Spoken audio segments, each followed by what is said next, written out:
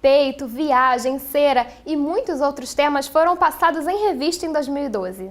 Na edição de hoje, vamos relembrar matérias que marcaram nosso programa, com depoimentos de quem colocou a mão na massa, os nossos repórteres. O Em Revista começa agora.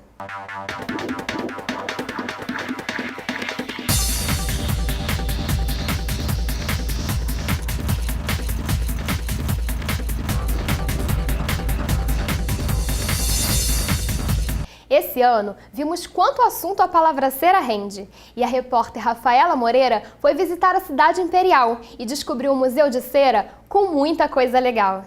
Eu tive que fazer o Museu de Cera e lá era muito legal. Foi uma experiência nova, além de ter que sair do Rio e ir até Petrópolis. Foi diferente porque a gente teve que ir num lugar onde não é muito conhecido, nem lá e nem os museus de cera. Localizado bem ao lado da Praça do Relógio, o Museu de Cera de Petrópolis teve seu projeto iniciado em 2008. A ideia foi do Renato Bom Tempo e Bruno Vilas Boas, né? Eles optaram pela cidade aqui porque ela já tem uma carga histórica muito grande e eles resolveram trazer esse museu para tornar essa cidade um pouco mais divertida. E lá é incrível, porque você fica apaixonada pelos bonecos e a qualquer momento você acha que ele vai estar atrás de você e você não sabe para que lado você olha e qual personagem você gosta mais. História na sala de aula pode até não ser tão empolgante, mas o Museu de Cera propõe uma forma diferente de aprender. Dom Pedro II nasceu em 2 de dezembro de 1825, no Rio de Janeiro. Governou o país por 58 anos. Porém, seu reinado teve um final incomum. Ele foi deposto. Princesa Isabel, filha de Dom Pedro II, tornou-se herdeira do imperador após a morte do seu irmão, Dom Afonso. Quando regente do Brasil, Princesa Isabel assinou a Lei Áurea, que aboliu a escravidão do país. Melhor é quando a gente aprende tudo isso e ainda pode tirar uma foto, ao lado dos dois personagens, que ganharam uma homenagem no Museu de Cera. O museu foi inaugurado em 2011. E não traz personagens somente da história, mas também do cinema. Olha quem tá aqui do meu lado, Capitão Jack Sparrow.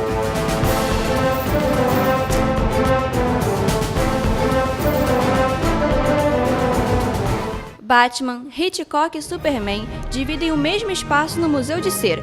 Não foi só no cinema que Bruce Wayne, mais conhecido como Batman, teve que dividir seu espaço com o inimigo Pinguim, e amigavelmente. Superman fica nos observando do ar e seu cenário teve direito a uma música tema do filme e tudo mais. E o diretor Alfred Hitchcock, mestre do suspense, também ganhou uma homenagem com a montagem do cenário de Psicose, um de seus filmes mais famosos.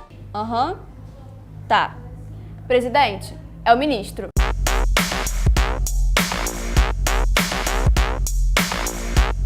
As esculturas são feitas em ceras e todos os rostos são esculpidos inteiros. As imagens são montadas, todas elas, uma a uma, e são feitos estudos para tirar tamanho do rosto, medidas, peso, tamanho do corpo. E aí são fabricadas por uma equipe. Os cabelos são implantados fio a fio, o bigode e os olhos são prótese humana. Imagine estar na casa de um dos personagens mais famosos do mundo. E olha, até para Petrópolis, o Mr. Bean trouxe o Ted. O museu exibe figuras em seus 2 andares, e cada figura está em um cenário que conta a história do personagem.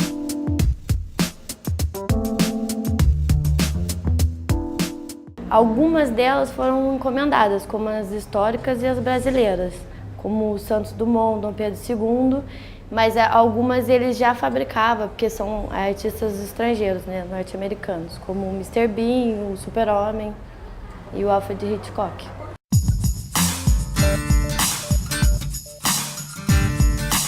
Além de observar de perto as esculturas, o visitante do museu pode tirar fotos ao lado dos personagens e até mesmo cantar com personalidades da música popular brasileira, como Gilberto Gil. A máquina do tempo pode não ter sido inventada, mas no Museu de Cera não parece difícil trazer o passado para o presente ou ir de volta para o futuro. Não saia daí, porque ainda tem muito assunto para ser passado em revista. A gente já volta.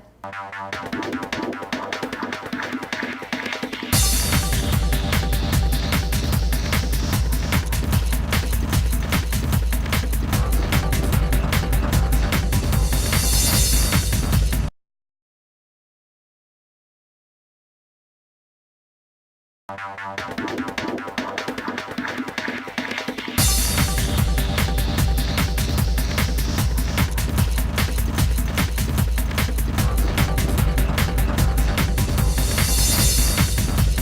Em Revista está de volta e hoje estamos desdobrando o próprio programa. Os alunos estão relembrando as matérias que foram ao ar em 2012 e comentando as experiências e desafios de produzir as reportagens. Tem gente que não apareceu na frente das câmeras, mas trabalhou muito. Eu já estou no Centro de TV da Uniswan, devem fazer uns 2 anos. E eu já produzi alguns programas em revista. Entre eles está o Em Revista Educação, onde eu fiz uma matéria sobre ensino à distância. E foi legal porque a gente entrou no núcleo que desenvolvia essa parte aqui na Uniswan. Você liga o seu notebook, acessa a internet e pronto, o conteúdo está lá. Mas não é só isso. Existe muito trabalho por trás do ensino à distância. Primeira parte seria a elaboração do conteúdo didático, do material didático. A modalidade à distância é uma modalidade que vai oferecer ao aluno a possibilidade de ele estudar sem necessariamente estar dentro da instituição. Ele pode estudar em casa, pode estudar numa lan house, enfim. Então, o primeiro passo dessa elaboração é a construção desse material didático, do conteúdo pedagógico de uma disciplina. Então, nesse primeiro momento, o professor vai construir esse material, elaborar todas as aulas, quantas aulas forem necessárias, o conteúdo todo que ele teria que representar numa aula presencial.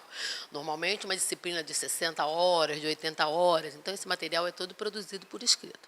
O mais engraçado é que foi uma matéria que era para tapar buraco, porque o programa estava com pouco tempo e a gente teve que fazer a matéria em 2 dias, então foi correria total de entrar em contato com o pessoal e conseguir falar com eles no dia, para gravar no dia e a gente decupar no outro e então conseguir entregar o programa a tempo.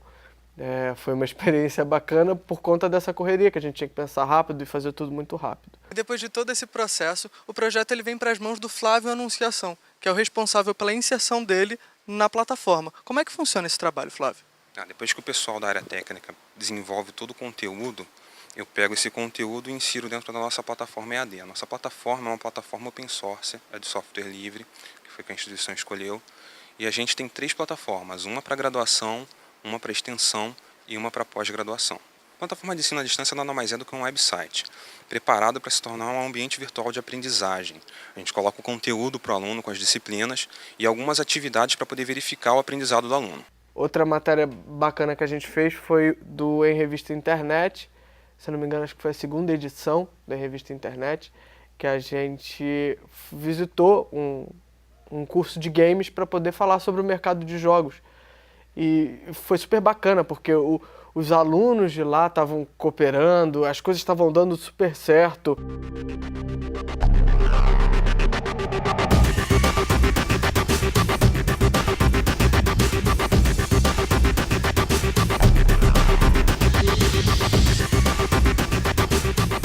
Jogos de aventura, ação, lutas, corrida. Na internet, tem games para todos os gostos e idades. Gráficos mais bem elaborados e a possibilidade de maior interação, como a conferência de voz entre jogadores, fazem o mercado aumentar cada vez mais. O mercado de games é um dos mais rentáveis do segmento de entretenimento. E desde o final dos anos 90, a internet possibilitou um crescimento ainda maior. Os jogos em rede pela internet dominaram a web. O mercado de jogos hoje em dia é a maior indústria do mundo. A gente já, mais ou menos 1 a 2 anos atrás, já vem superando a indústria de cinema. E por ser um mercado muito competitivo lá fora, principalmente a indústria de desenvolvimento de jogos, ela tem se tornado cada vez mais profissional.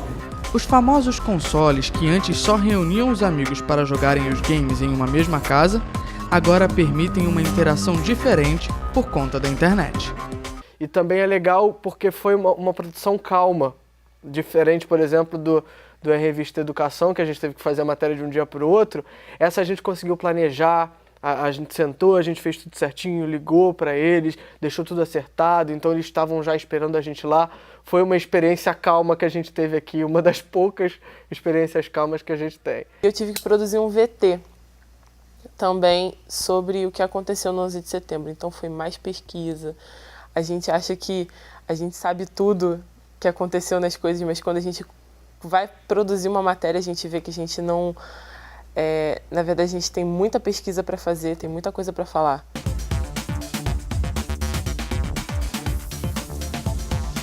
O projeto ele foi concebido nos anos 50, né?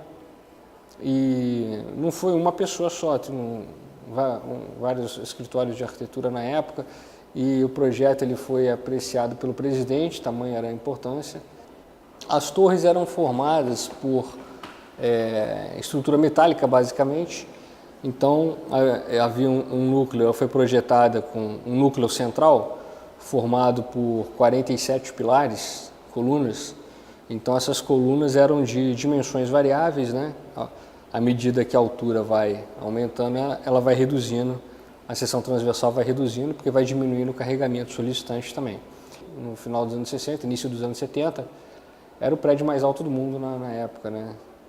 Superando o Empire State. Então, a gente tem, na verdade, 400 e poucos metros de altura, 110 andares. Então, é um empreendimento realmente muito grande. Bom, quando surgiu a pauta,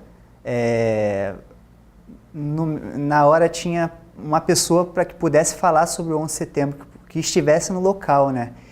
E logo assim me lembrei de uma amiga da minha esposa que na época estava lua de mel, no 11 de setembro, né? E ela foi uma testemunha ocular.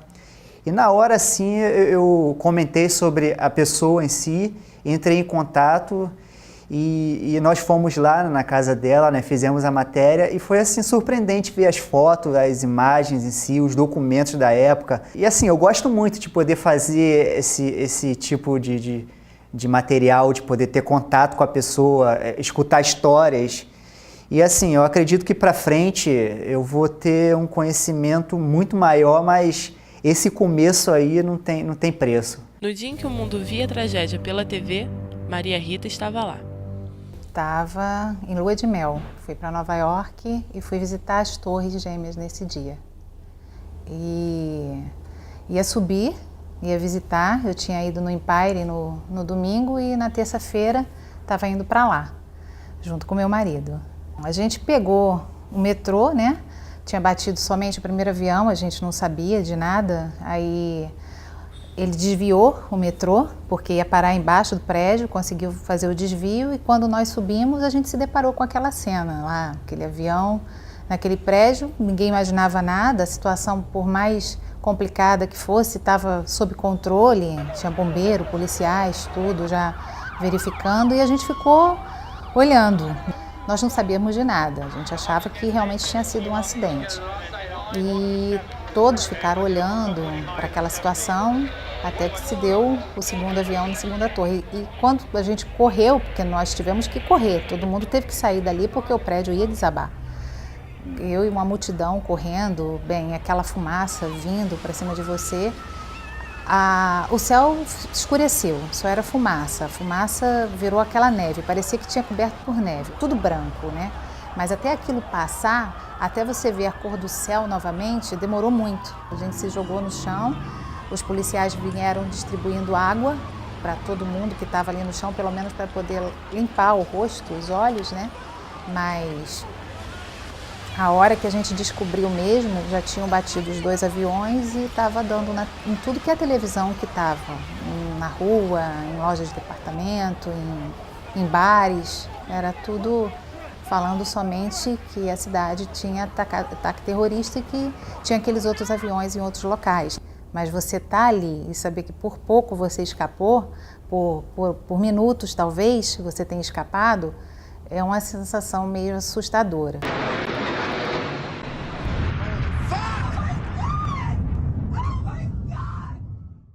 No próximo bloco, vamos mostrar mais um pouco do que rolou em 2012. Não saia daí, porque o Em Revista já volta.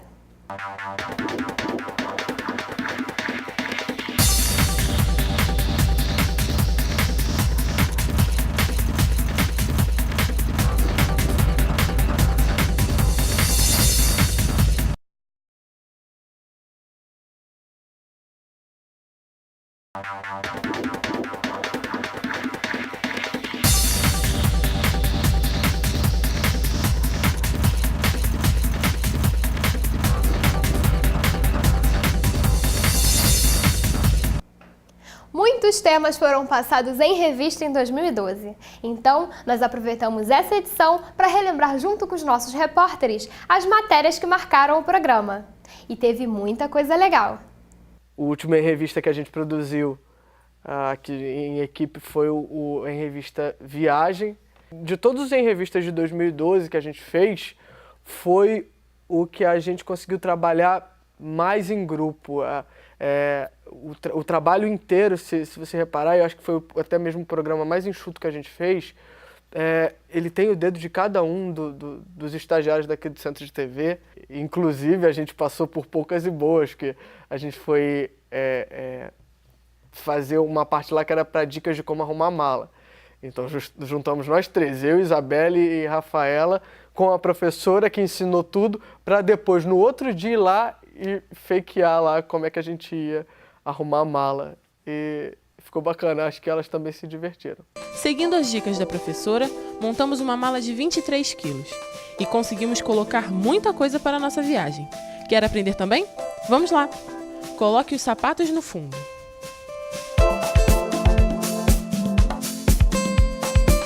Necessaire, roupas íntimas ou de banho e todas as outras coisas pequenas, como estes livros, ficam no fundo também. A dica da professora é deixar tudo o mais nivelado possível e ocupar o máximo de espaços vazios no fundo da mala.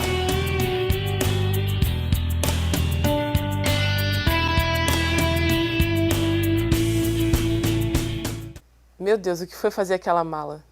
No estúdio estava todo mundo descalço, que a gente tirou todos os sapatos para poder botar dentro da mala. Foi divertido, a gente teve que trazer roupas de casa, andar com aquele peso todo e chegar aqui e montar aquela mala toda. Também encontrar a professora foi outra coisa muito complicada, porque a gente tem o pessoal de turismo aqui, a gente teve que tentar entrar em contato com a professora de turismo, ver com a professora de turismo se tinha alguém que pudesse falar com a gente e também conciliar horário, principalmente em períodos de prova, porque foi no começo das avaliações do final do ano. Então, todos eles estavam ocupados, não foi difícil achar só para mala, foi difícil achar para tudo. Também nesse em revista Viagem, apesar da gente ter feito toda essa produção em estúdio e tal, também teve uma matéria que a gente fez sobre a Jornada Mundial da Juventude. Aí essa sim foi uma matéria que eu achei que ficou num padrãozinho telejornal. E é o tipo de coisa que a gente, como aqui é um laboratório, a gente acaba experimentando tanta coisa diferente e tenta fazer tudo tão criativo que chega na hora e existem coisas que a gente precisa fazer uma coisa mais padrãozinha. E acho que ficou um padrãozinho legal. Palco de grandes eventos no país, o Rio de Janeiro se prepara para receber um dos maiores encontros de peregrinação católica. Entre os dias 23 e 28 de julho de 2013, acontece aqui a Jornada Mundial da Juventude, um encontro que promete reunir até 2 milhões de pessoas. Na edição anterior, em 2011, o evento aconteceu em Madrid e levou jovens estrangeiros de mais de 189 países para a jornada. É uma verdadeira festa da fé, né? Onde jovens do mundo todo possam se reunir e celebrar a nossa fé, uma mesma fé de vários jovens do mundo todo, de várias partes do mundo. E o Papa João Paulo II, ele deu pra gente essa jornada como uma forma de do jovem se aproximar do Papa, se aproximar de Deus. Assim como em Madrid, a jornada que vai acontecer no Rio promete movimentar o país inteiro. Uma semana antes da jornada acontecer, acontece no país onde é escolhido, né, a jornada, a Semana Missionária, como a gente chama aqui no Brasil. É uma semana antes, né, e também dura uma semana. Aqui, se eu não me engano, é de 16 a 20 de julho de 2013. E onde o jovem que vem pode escolher uma cidade onde ele quer participar e o jovem daquele lugar, no caso os brasileiros, ficam na diocese trabalhando como voluntário para receber os jovens dos outros países. E para receber tantos fiéis estrangeiros, o trabalho voluntário é fundamental. No caso aqui no Rio, né, a gente está trabalhando para que eles possam ser acolhidos da melhor forma, através das casas de família, onde a família pode abrir as portas de sua casa e acolher o rosto de Cristo que veio num jovem peregrino, né, além das paróquias, das escolas também, para ser recebido dessa forma. E nos aeroportos também a gente está tendo um grande trabalho de voluntários, né, para poder receber, acalentar e desde o primeiro momento eles sentirem verdadeiramente o fogo que é a jornada, né, esse calor de jovens, esse calor da igreja mesmo católica. Para Isadora, esse evento também estimula os jovens a viajar. Além da jornada, vim conhecer a cidade de uma forma bem mais simples, bem mais, talvez, alegre, né? Para poder conhecer uma outra cidade. Então isso também influencia bastante. O espanhol José Marquês trabalhou na jornada em Madrid e agora está no Rio ajudando na preparação. Eu trabalhei no departamento financeiro da Jornada de Madrid. Disseram que se eu queria vir para cá também para ajudar como voluntário, fazer alguma coisa, que estava bem recebido. Então eu disse, Rio de Janeiro, sim. Há um tempo na cidade, o jovem já tem as suas impressões sobre os cariocas. É estupenda cá isto, é muito engraçada, a gente tem um coração assim de grande, muito bem, muito bem. Eu quero fazer um chamamento para todo mundo que seja voluntário, porque acá é muito legal.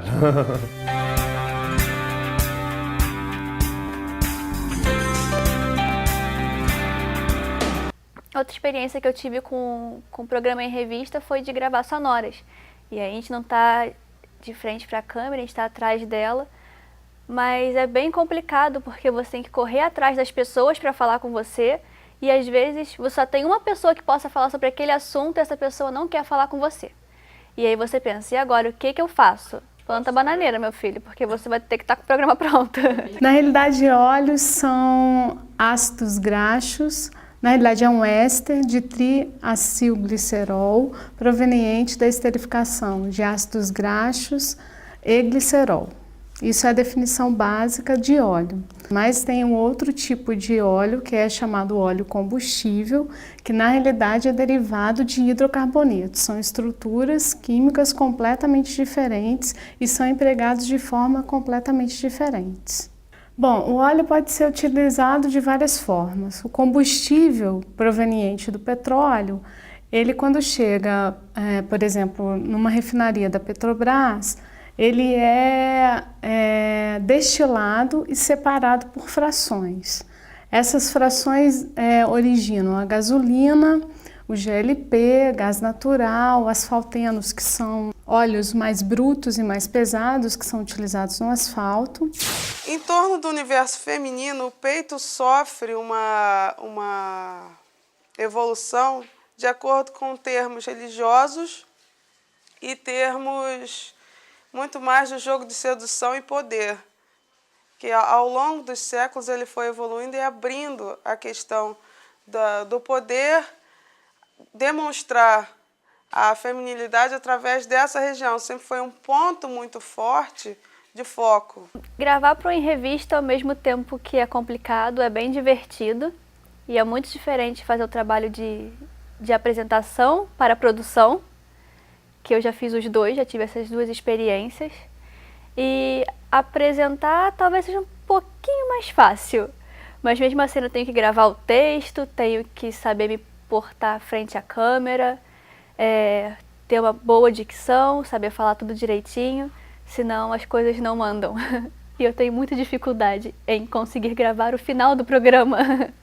Sempre saem para lá de 20 takes. O programa de hoje passou em revista a palavra internet. E se você tem alguma sugestão para as próximas edições, te dou uma dica: use a internet. Envie um e-mail para centrodetv@uniswan.edu.br e até a próxima. Tchau! Viu só quantos temas legais nós passamos em revista esse ano? Então fique ligado na nossa programação, porque em 2013 tem muito mais. E se você quiser assistir esse e outros programas produzidos pelo Centro de TV da Uniswan, acesse nosso site tv.uniswan.edu.br. A gente se vê ano que vem. Tchau!